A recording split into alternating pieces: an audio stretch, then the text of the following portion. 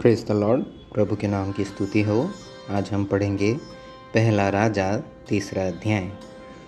फिर राजा सुलेमान मिस्र के राजा फिरौन की बेटी को ब्याह कर उसका दामाद बन गया और उसको दाऊदपुर में लाकर जब तक अपना भवन और यहोवा का भवन और यरूशलेम के चारों ओर की शहरपनाह न बनवा चुका तब तक उसको वहीं रखा, क्योंकि प्रजा के लोग तो ऊंचे स्थानों पर बलि चढ़ाते थे और उन दिनों तक यहोवा के नाम का कोई भवन नहीं बना था। सुलेमान यहोवा से प्रेम रखता था और अपने पिता दाऊद की विधियों पर चलता तो रहा, परंतु वह ऊंचे स्थानों पर भी बलि चढ़ाया और धूप जलाया करता था और राजा गिबोन को बलि चढ़ाने गया, क्योंकि मुख्य ऊंचा स्थान वही था। तब वहां की वेदी पर सुलेमान ने 1000 होम बलि चढ़ाए।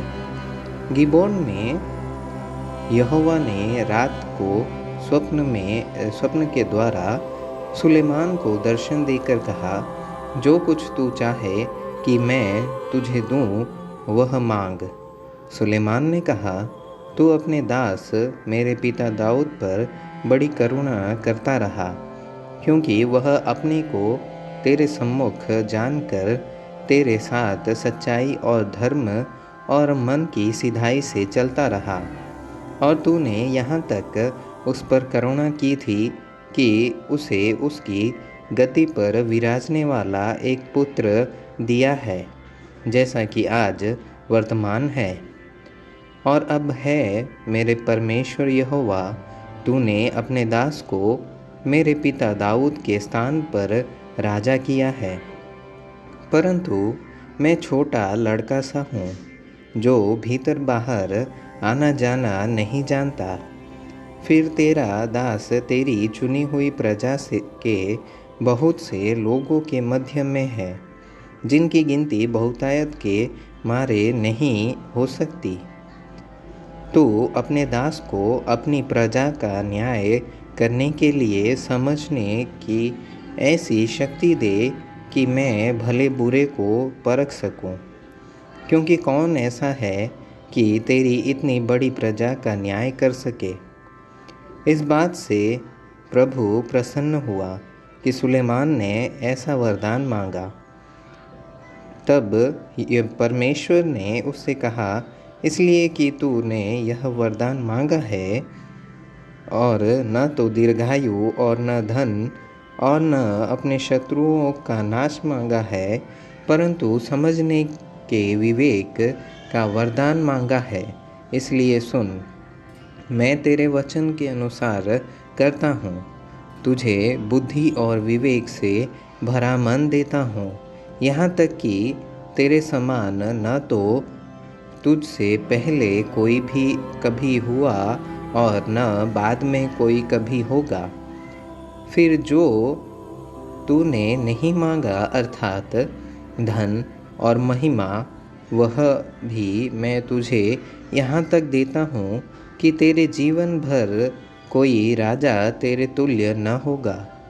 फिर यदि तू अपने पिता दाऊद की नाई मेरे मार्गों में चलता हुआ मेरी विधियों और आज्ञाओं को मानता रहेगा, तो मैं तेरी आयु भी को बढ़ाऊंगा।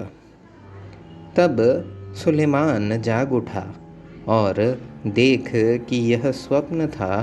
फिर वह यरूशलेम को गया और यहोवा की वाचा के संदूक के सामने खड़ा होकर होम बलि और मेल बलि चढ़ाए और अपने सब कर्मचारियों के लिए जेवनार की।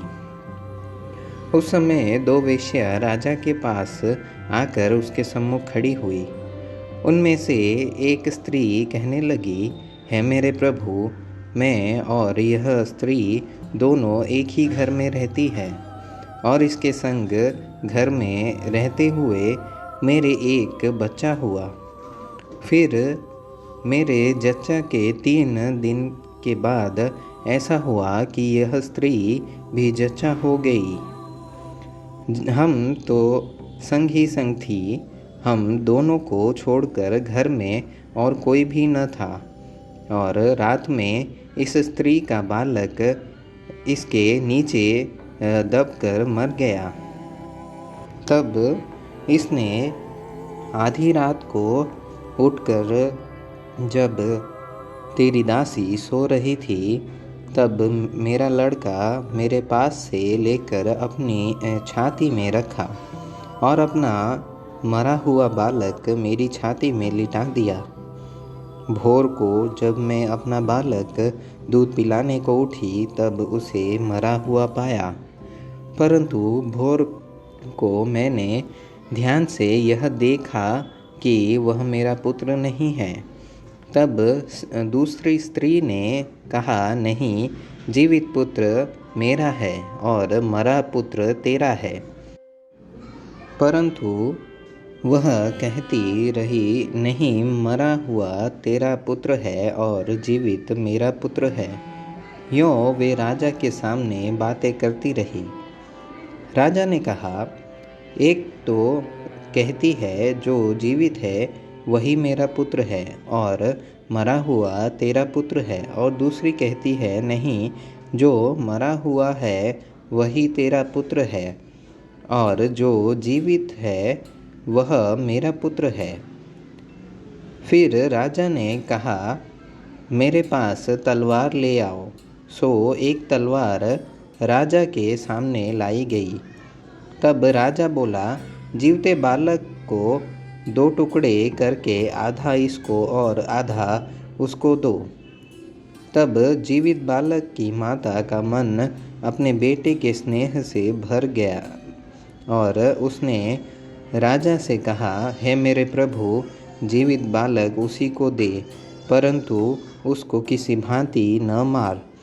दूसरी स्त्री ने कहा, वह न तो मेरा हो और न तेरा, वह 2 टुकड़े किया जाए।